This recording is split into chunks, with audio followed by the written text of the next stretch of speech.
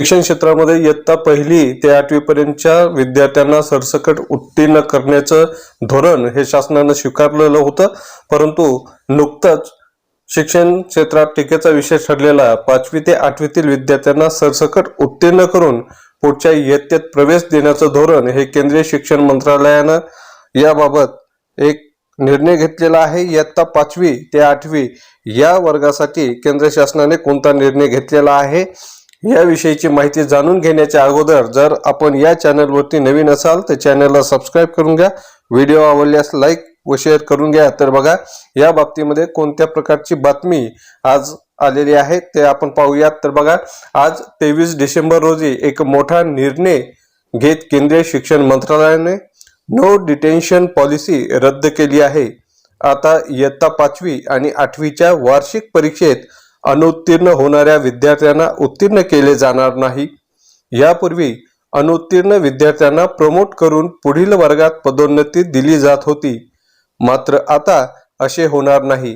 जे विद्यार्थी अनुत्तीर्ण झाले त्यांना 2 महिन्यात पुन्हा परीक्षा देण्याची संधी मिळेल, परंतु ते पुन्हा नापास झाल्यास त्यांना प्रमोट केली जाणार नाही। शाळा 8वी पर्यंत कोणत्याही विद्यार्थ्याला बाहेर काढणार नाही।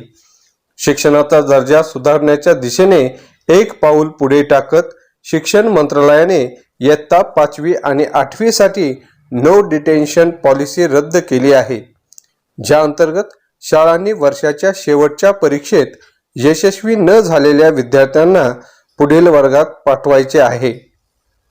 वर्गात पदोन्नतीसाठी परवानगी देण्यात आली तर 2019 मध्ये शिक्षण हक्क कायद्यात सुधारणा केल्यानंतर 16 राज्य आणि 2 केंद्रशासित प्रदेशांनी या 2 वर्गासाठी नो डिटेन्शन पॉलिसी आधीच रद्द केलेली आहे।